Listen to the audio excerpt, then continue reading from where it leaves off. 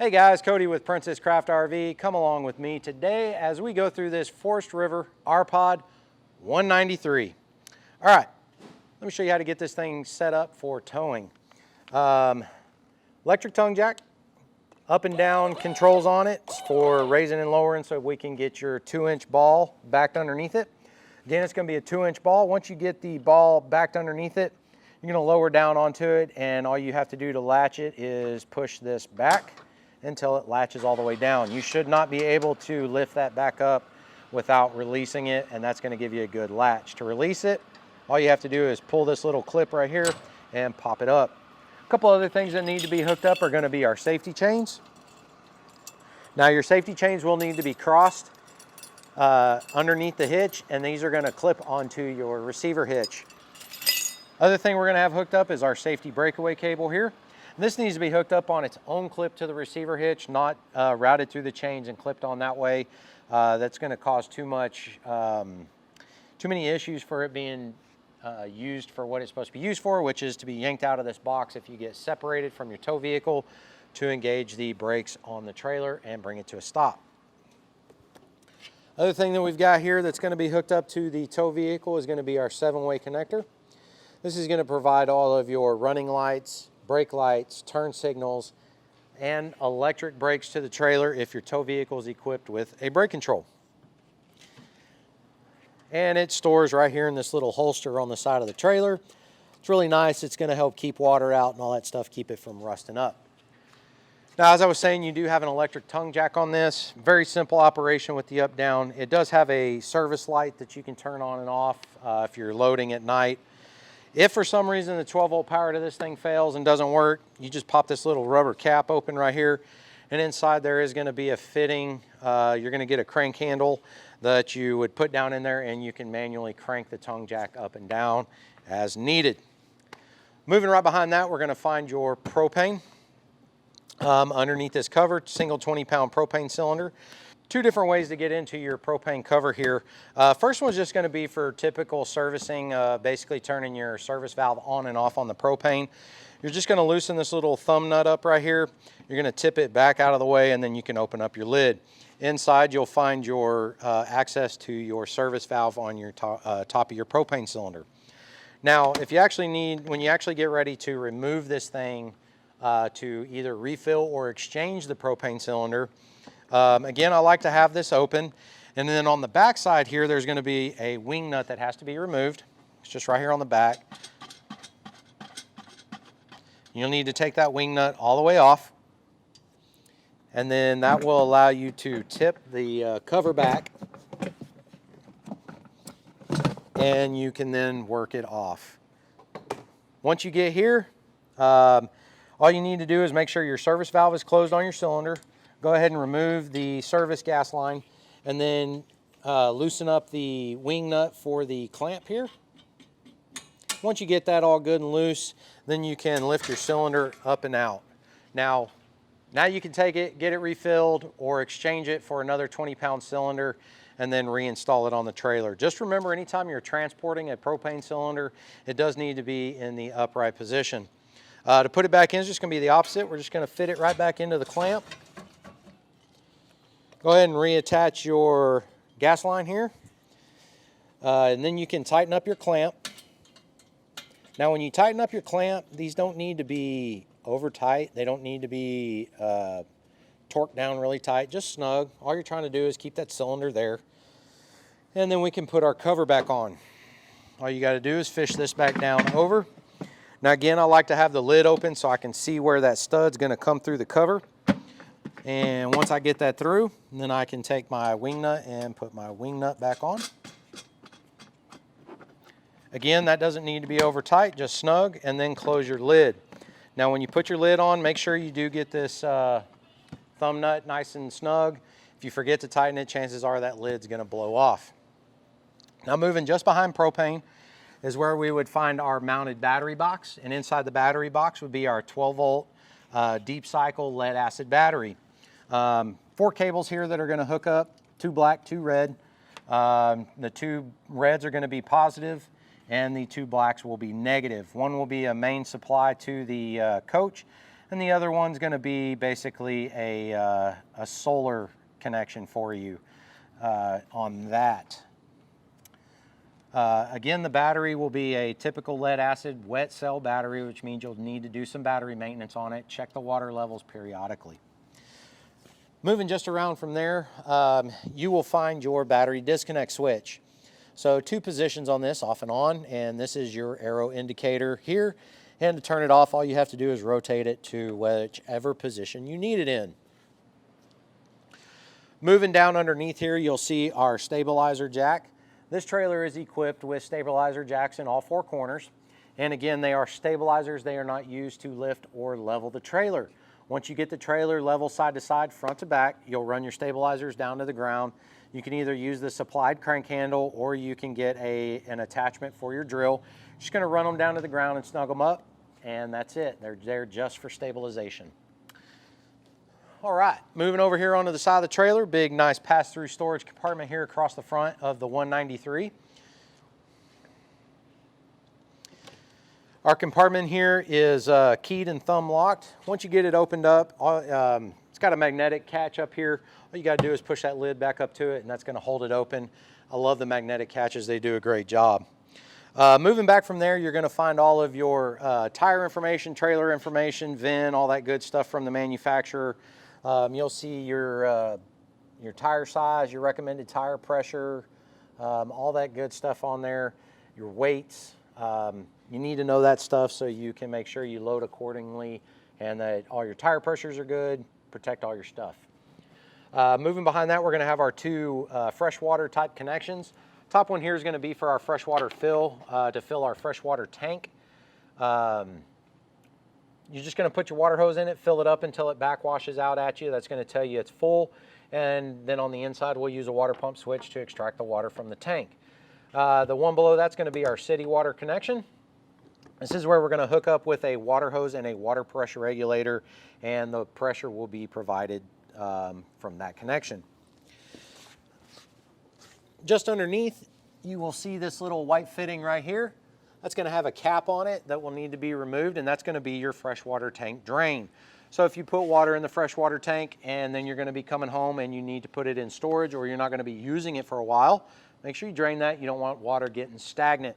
Again, you make sure you want to sanitize that freshwater tank when you first get your trailer, and then it's a good idea to do at least once a year. Make sure you get any kind of funky algae growth or anything like that out of there. All right, moving on back. We've got your slide here. While it's out, let me talk to you a little bit about slide maintenance. A couple things on the slide. We've got our tracks here on the side, one at the top, one at the bottom. They do need to be lubricated using a nice Teflon type slide lube. I really recommend a dry lube so it doesn't attract any debris when it's in the out position. Just make sure these are relatively clean, no heavy debris. Spray the lube on, run the slide in and out a couple times to transfer it. You'll be good to go. The other thing to do is going to be your rubber seals that run all the way around. They make a kind of like a tire shine spray-on lube.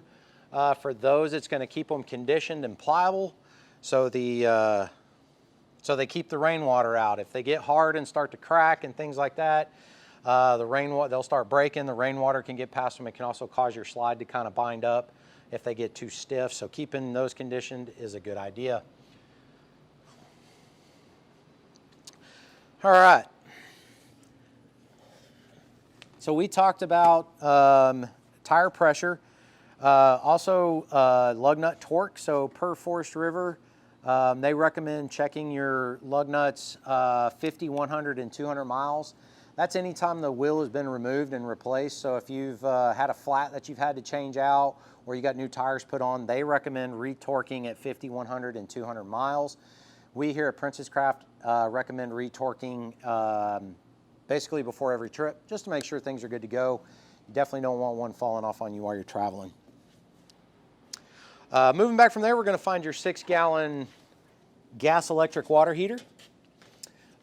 Just a couple of things inside here for you. So our burn chamber is right here. Occasionally we'll see insects or debris get in there, kind of cause flame issues when you're trying to run it on the gas operation. So it's a good idea to inspect this area to keep it clean. They make insect screens that can go over the vents here to help keep dirt daubers out or flying insects, to help keep all that clean. Other thing here, dead center at the bottom, you're going to find your drain plug / anode rod. It's a good idea to drain the water heater out if it's going to be probably put up for more than a week. Otherwise, you're kind of wasting your anode rod and your water may get funky while it's in there. So I recommend draining it. It's not going to hurt anything, and it's a good time to inspect the anode rod, and if it needs to be replaced, go ahead and get one and replace it. Other thing, bottom left-hand corner, we're going to find an electrical on-off switch. That's going to be for powering the electric side of the water heater. That does need to be in the on position for the electric side or the 110 element to actually activate on the water heater. Last thing up top is going to be our pop-off valve, or our check valve, if you will. It's a safety device. If this thing over pressurizes or over temps, it's going to cause that to open up and release that pressure. It's also a good way to find out when your water heater is full of water, because you definitely don't want to fire the water heater, either electric or gas, until there is water in the water heater. And then how to close it and open it. It's just going to be this little D loop right here at the top. Just line it up with the slot in the door. Give it a little pull. It's got a spring on it. Turn it. That's going to be how you keep that closed. All right. Another large storage compartment here, just above all your dump station. Probably a good place to keep your sewer hoses and other sewer items, maybe. So that brings us to our dump station. So down here we've got a single dump for our gray and black water.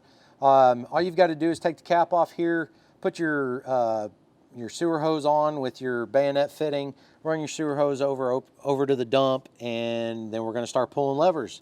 We want to start with our black one, which is the larger valve over here on the right. We're going to pull that, allow everything to dump out, and then we can close it, and then we can open up our gray water, which is going to be our smaller valve, and then drain that. That's going to be sink and shower water. Black is going to be our toilet water.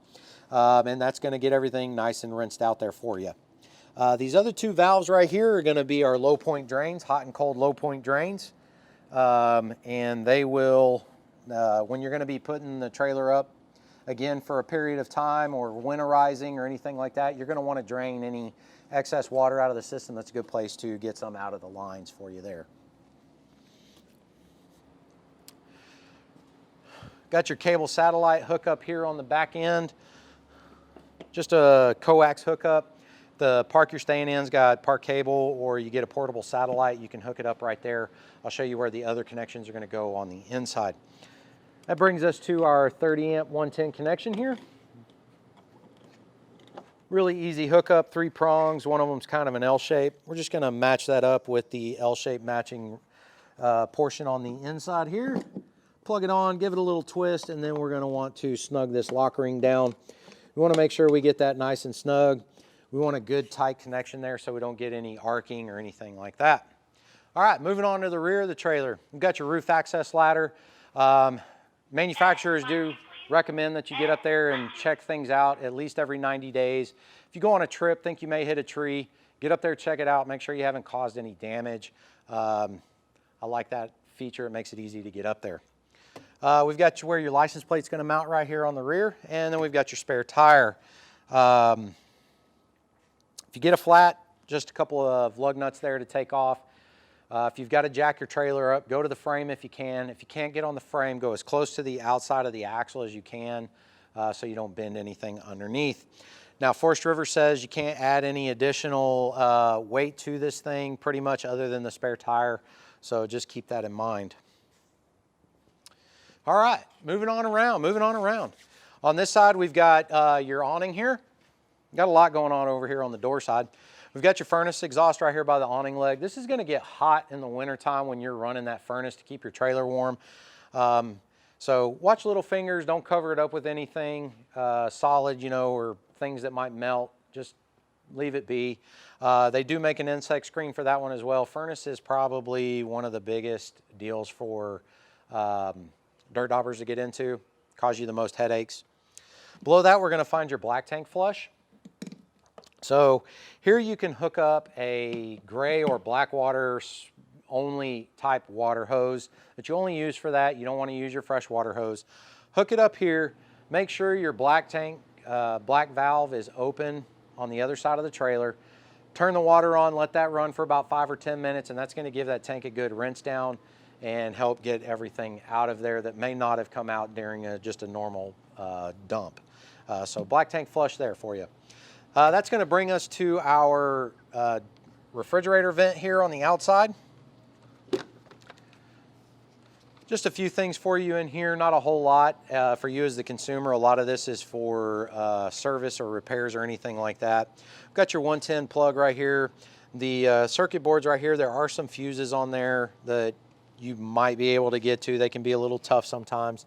And then we've got a manual shutoff for your gas valve to the refrigerator. So if for some reason this electronically gets held open, this little knob right here, you can rotate it to shut the gas off to the refrigerator only versus turning the gas off to the whole trailer.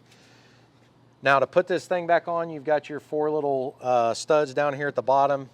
Got to latch in, and then the top's going to snap in. Make sure you get those all the way in, and then make sure you lock them, that you get your piece turned this way. If you don't get that latched on, it's a good chance that that will blow off as it catches wind. So that's going to bring us to the optional outside cooktop or griddle with the 193 here. It's a pretty cool little option, but let me show you how to use this gas line that hooks up to it. So this thing's actually going to hook up right here behind the wheel on a quick connect fitting. So in order to use this, you can see this collar moves back and forth. So you're just going to push that back, and then you can push the hose in and it locks in place. Now you have a gas valve right here on the back side of it that has to be turned to allow the gas to flow through. That also is a safety device and will not allow this to disconnect while it's turned on. Now we're going to take the other side, same type of connection, and it's going to connect onto the back side of the griddle here. Just got to push it all the way on, and again you have another gas valve here that you've got to turn again with the safety device. Now you can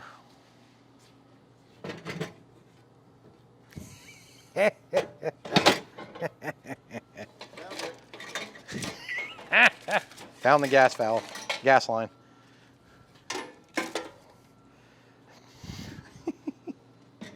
Don't we feel stupid? Not so much. Yeah, well. All right, once you get all that hooked up, now we can take the griddle top off and we can light this thing. So you're going to turn this knob to the big light section. You're going to push and hold that in. Is that an igniter too? Sure is. So you're going to push and hold it in, and you're going to rotate it. And you can see, you hear that clicking noise. That's actually an igniter. So all you have to do is keep rotating this thing until it lights. So you don't even have to take the top off. If you want to use a stick lighter, it might make your life a little easier. Totally up to you how that works. So cool thing about this is it's like in my opinion, it's kind of like a commercial griddle. This little hole over here on the left, you can scrape your trash into. And it's got a little grease tray here that can be pulled out. Pretty neat little cooktop. So let me show you how this thing comes off of here. We've got to disconnect our gas lines.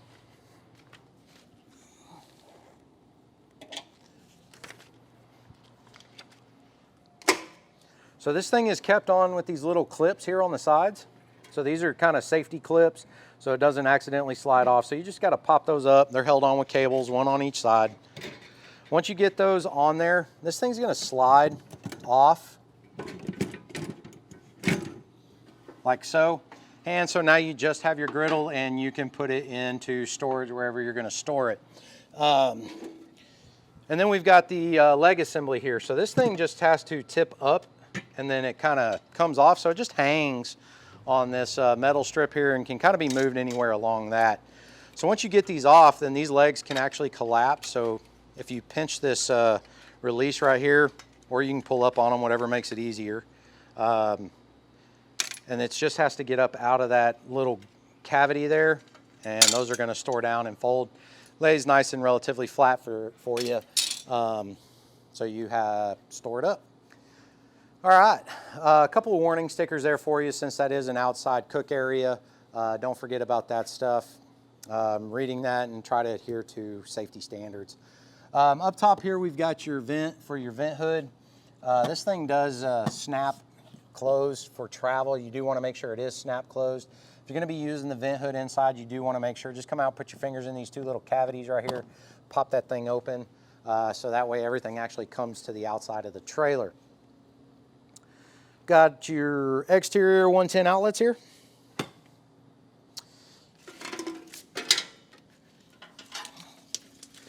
Alrighty, that's going to bring us to our steps. So to store your steps, grab the bottom one, fold it onto the top one, grab the top step, give it a little bit of a push, and it's going to slide right in. And once it slides in, it's just going to stop, and that's where it rides for travel. So to deploy it for use, all you've got to do is grab the step, just pull it out, and then flip your step down, and easy go. Entry grab handle can be folded away. Just lift up on it, it's spring loaded. You can either store it this direction or this direction, totally up to you. It doesn't make too big a difference there, just preference. So moving on, this is the other side of your pass-through storage here. And that's gonna bring us to our spray port here at the front of the trailer. So it's kind of like an outside shower with a water hose that coils up, and it's a quick connect. So it quick connects just like the gas line does for the stove, for the outside cook griddle. It's a quick connect fitting. Same thing. The biggest thing I recommend about these after you've used them is to make sure you drain them off. They do hold a bunch of water. Just hold the release down, push your handle up here, let all the water drain out of it so it doesn't eventually drain out in your trailer. And then that just closes down. Compartment again is held open with a nice magnetic catch there for you. And I think that covers everything on the exterior of your RPod 193. Let's go check out the inside. All right guys, so let's cover your screen door real quick and how all of this works, because there's a couple different levers here for you. As it sits right now, our screen door is connected to our entry door. To get that to release, just push that down right there, and that's gonna separate them. So now you can actually close this thing. It's gonna latch and be its own door. And then you've got a screen slider right here for bugs to help keep them out. Now I still have access in and out of this door just as you would if it were the entry door by using that lever. Now to get this thing to store back to the entry door, just push your slider back, open everything up, and just push it to it. It's gonna snap to it. Now on the inside of your door here, you've got your paddle for getting in and out, and then we've got your deadbolt lock. So if your two red dots are not matched up, then your deadbolt is extended and locked into the door jamb. When they're lined up, it's retracted and the door is unlocked and ready to go. That's pretty much it with the door. So coming inside, we've got a monitor panel right down here. It's going to give you your tank levels and your battery monitor. So all you've got to do is push the corresponding button as to what you want to look at, and it's going to give you a level or a charge capacity or whatever you would like to call it there. Two switches here. One's going to be for the water heater, one's going to be for the water pump. So this is going to be for the gas side of the water heater.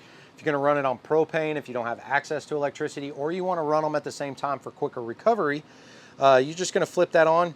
It's going to come on, it's going to go into auto ignition, it's going to light up. If this little fault light right here turns on, that's going to be the only indicator really that maybe it didn't light on gas. Could be air in the line, could be out of propane, could maybe forgot to turn the propane on. A couple things to check. Usually don't see a lot of issues with that kind of stuff.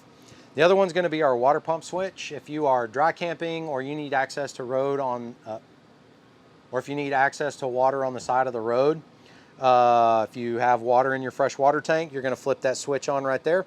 It's going to pressurize your water system and give you access to water. Very simple. We've got a 110 outlet here, and we've got your fire extinguisher down here just inside the door. Biggest thing on this is going to be this little green button on top. You should be able to push that in and have it pop back up. That's going to be your pressure check. Make sure there's pressure in the fire extinguisher for use. So this has got the pet-friendly stuff in it. So we've got some dog bowls here inside the storage net, just inside the door for you as well. So just overhead, coming inside is going to kind of be some more switches for you here. First one's going to be our awning extend retract button. So this is going to be to actually extend and retract our awning. So if you want to extend it, just push extend. It's going to go all the way out. If you want to retract it, push the retract button and pull it all the way in. The one next to that is going to be our slide room switch. So this is going to be to actually run our slide room in and out.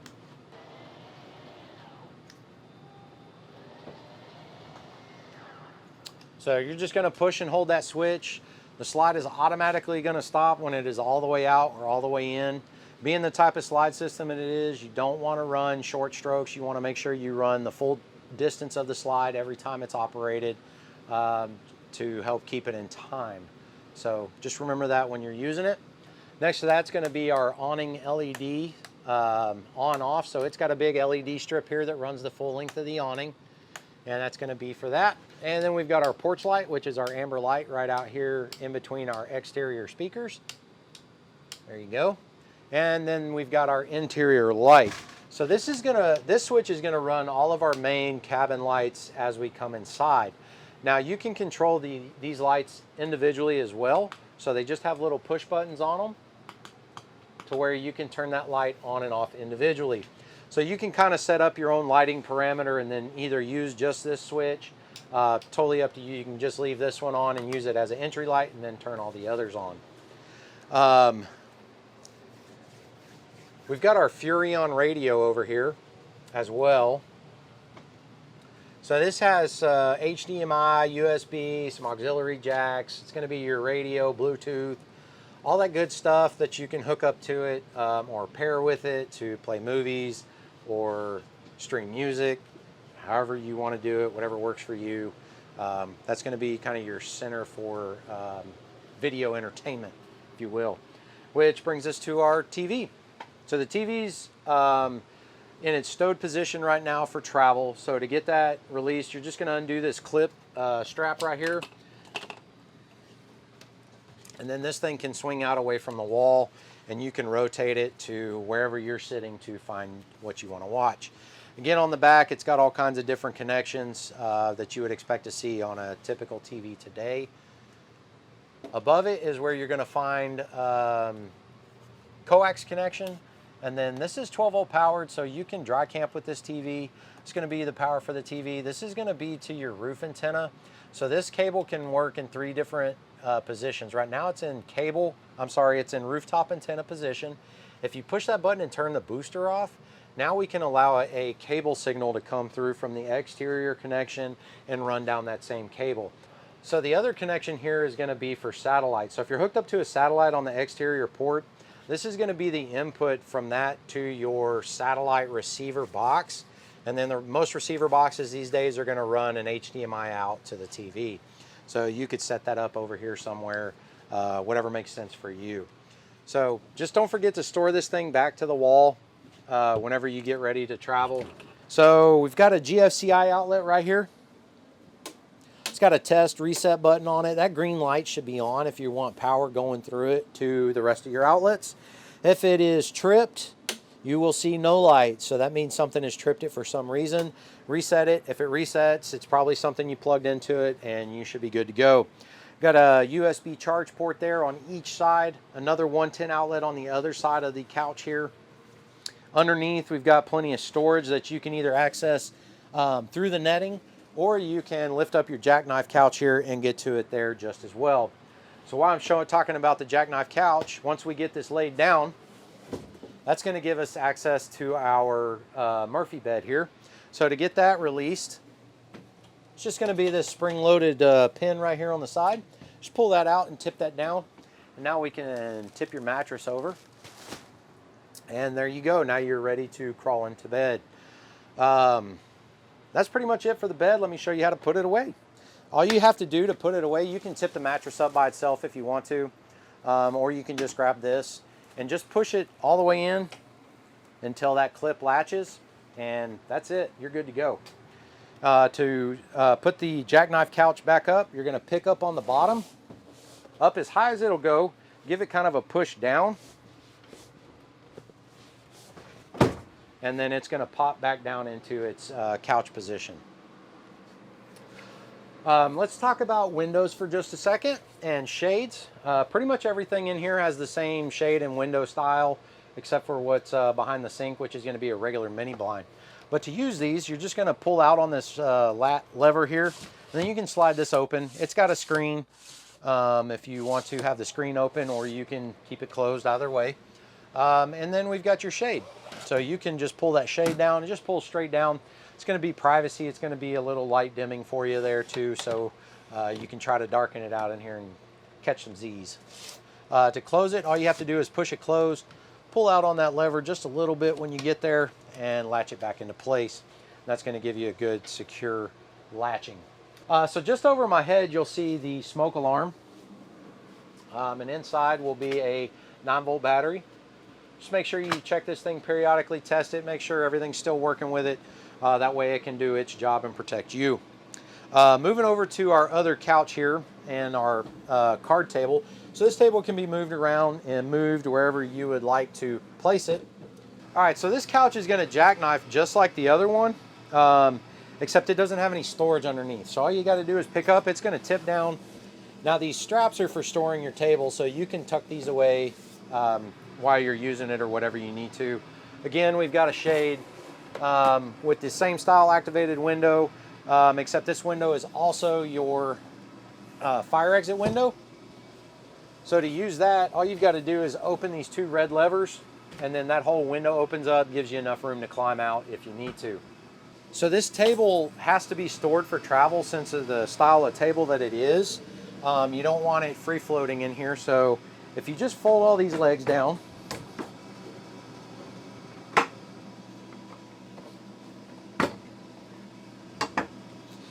flip this thing upside down onto this couch right here, that's what this strap is for. And then you can strap that thing into place, and that's going to keep it there and keep it secured so it's not tearing up anything on the inside of the trailer. A couple storage compartments over the couch here. Nice big wardrobe cabinet here. It's got some drawers in it for you for storage. Moving back into our bunk area for the kiddos here. Again, we've got some windows with shades. No storage access underneath. We've got your access ladder for the top bunk here. This thing is screwed into place, so it's not going to move on your kids or anything like that. You do have lights and USB charge ports at each bunk back here. Dual USB charge port and the light with the little push button on the face. Same thing at the bottom bunk for all of that. So that's going to kind of bring us back here to our air conditioner control for the Dometic thermostat. This is a kind of a touch capacitive. It's not really a push button thermostat. So really all you have to do is like touch the mode button here, and then we can cycle through modes. So we've got off. This is going to be fan, where you can change your fan speed, low, high, or auto. We recommend auto mode so you don't end up with any kind of freeze up or anything like that. And then your first mode here is going to be cool. See the snowflake. And then all you have to do is set your desired room temperature, and it's going to attempt to achieve that for you. Next one's going to be furnace mode. Again, set your temperature, and it's going to try to achieve that, and then we're back to off. So this unit is pre-wired for solar. Go Power Solar, this is where they have decided to notify the installer that that's where the charge controller would be installed. So that's where all the wires should be for that. And then we've got a switch right here, which is actually going to be the light switch for the bathroom. So this is equipped with a dry bath, which is excellent. So coming inside here, we've got a 110 outlet for you down here. Put your little space heater or something in here if it's cold during the winter. Overhead, we've got a nice max fan for you. So to get this thing open, all you've got to do is pull down on the knob first, which unlocks it, and then you can crank it open. Once you get it open, you do have 4 fan speeds, or you can just use it as a vent. All you've got to do is cycle through the fan speeds as to how fast you want it to go or how much air you want it to move. These fans move 900 cubic feet per minute, so they're going to create a nice little breeze. once you get them ramped up all the way. Just don't forget to close this down for travel. They do make covers and things for these vents that are really nice. You can keep them open almost year round if you want to draw a breeze in or anything like that. And you don't have to worry about rain. So it's a cool little feature. Toilet down here is going to be a foot flush. So to use it, you're just going to push the pedal halfway down. That's going to put water in the bowl. Once you get water in the bowl and you're done doing what you need to do, you're just going to push it all the way down. You can see that the blade valve there is going to open. Everything's going to go down into the black tank. You want to make sure you got plenty of water going down in there with everything else. Again, if you just want to use the light overhead with the button, you can. There's also the switch outside the door there that I showed you. We've got some storage cubbies back here on the wall, and then that's going to bring us to our shower here. Very basic hot cold water. This does have a diverter because this is a little sink in here. You just pull up on the diverter right here. Once you get water going, it's going to move the water flow to the shower head. And then you've got a flow control button here on the shower head. Because you are limited on hot water, you can reduce that down. Shower curtain just velcros with the strap here to the wall to keep it back while it's not in use. And then it just pulls over on the rail here when you're using it. I do recommend pulling from the top and not from the middle or the bottom. Those little wheels can get caught and create some problems for you.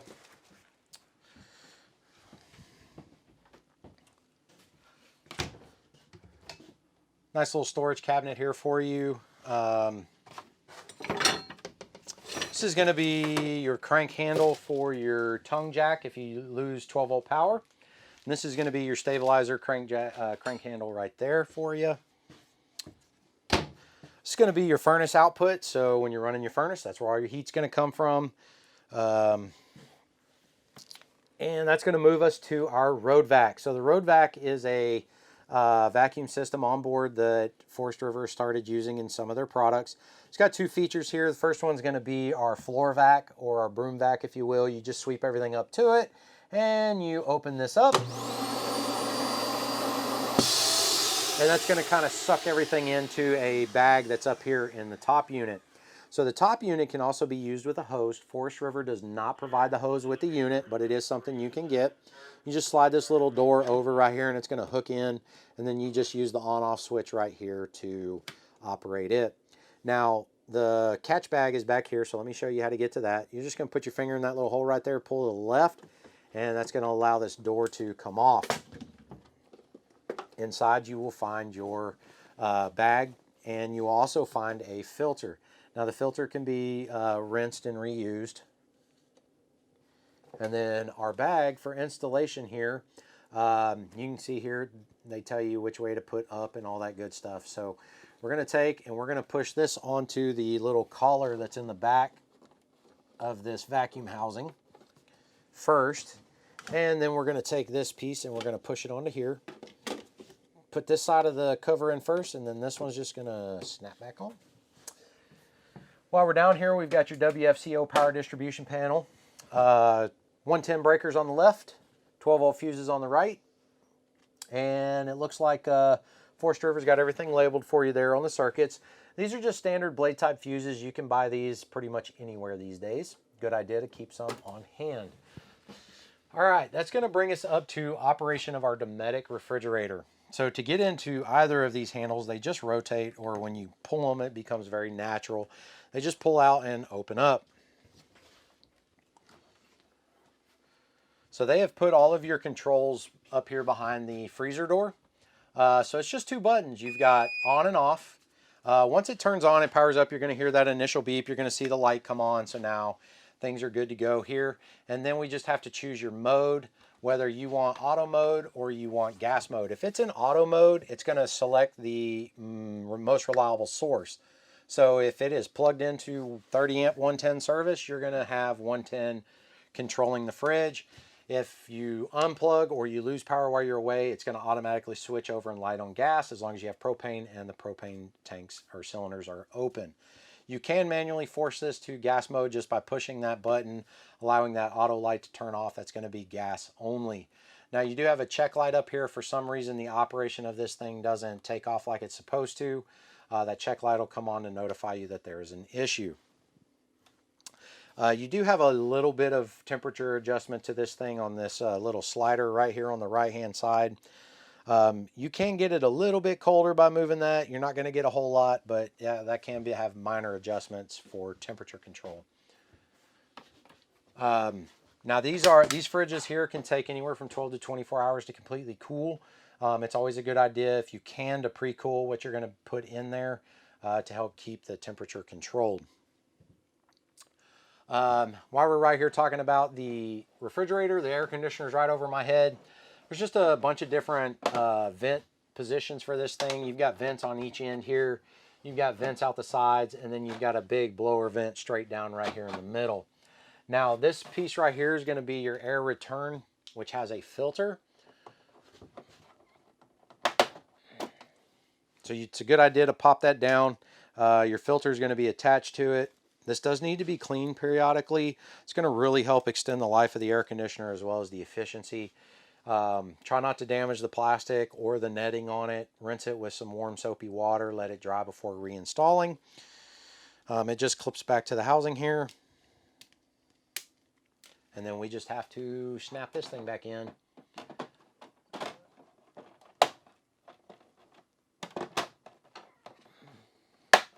Like that. All right, moving on around to our kitchen area. Cabinets overhead. Got your vent hood here with a light on it as well as a vent fan. Again, remember, if you're going to use the vent fan, make sure you have the flap open on the outside. Now this is equipped with a grease trap or a grease screen, if you will. You do need to remove these things just like one at your house. Clean it periodically, get all the crud off of it. To make sure it's working like it's supposed to. Now your cooktop here, 2-burner. All you got to do is turn that thing up to the light position, use your stick lighter, light the flame, get it good hot, get everything going, do your cooking. Let your burners cool before you close the glass cover back down. We don't want you causing any damage to it. We don't want it cracking or anything like that. So always a good idea to let your burners cool off before you close the glass cover. Below that, we're going to find your convection microwave. So it's going to be a turntable / convection, so you can cook pizzas and stuff like that in it, or you can use it as a regular turntable microwave as well. Below that, we're going to find your LPCO alarm. So this thing's going to detect an LP gas leak or a CO gases inside the cabin here. And if you've got an alarm going off on that thing, it's a good idea to, if it's for the LP, get the LP gas turned off, open up the doors, things, and, evacuate the trailer. Let it air out until you can get it checked. Underneath our sink here, just a storage area there for you. And then that's going to bring us to your sink. Faucet control. Flow control is just going to be the lever towards the faucet neck or out towards you to control water flow. Left is going to be hot water, right is going to be cold water, and then this thing can rotate a little bit side to side. And then we've got your sink cover here to kind of give you a little more cabinet space or countertop space, excuse me, for that. All right, guys, so on the 193, our water pump is mounted under our jackknife sofa. There's a little cover right here that I've removed, but the reason I'm showing you this is part of winterizing. So you can see this valve all the way back here, and then this hose right here. So this hose is to go into your gallon of antifreeze, and then that valve right there has to be turned like it is right now, so the suction from the pump will go through that hose. Normal use is this way, so now it's going to suck from the freshwater tank and provide to the trailer. That way it's going to be winterizing, and it's going to suck through that tube. So that's one part of the winterizing. All right, guys, so the other part of winterizing is bypassing your water heater. There's 2 valves back here that have to be turned. So it's going to be these 2, one at the top, one at the bottom. Right now you can see they're pointing towards this loop. So right now it's in bypass mode. It's going to allow water to just completely bypass and not go into the water heater. If you want it to go into the water heater, you've got to turn these things. So when that water comes in, it goes in and comes out the other and then back to the trailer. And that takes the loop out. So this is winterize mode or bypass mode. and this is use mode. And that's pretty much it for that. Oh, this is underneath the rear bunk. There are 6 screws, I think, that held this cover down. Just have to take the screws up, tip the board up, and that will give you access to the water heater here. Thanks for hanging with me as we got through the RPod 193. Again, I'm Cody with Princess Craft RV, and if I have missed anything or you have any further questions, don't hesitate to reach out to us. Give us a call, send us an email, whatever works for you.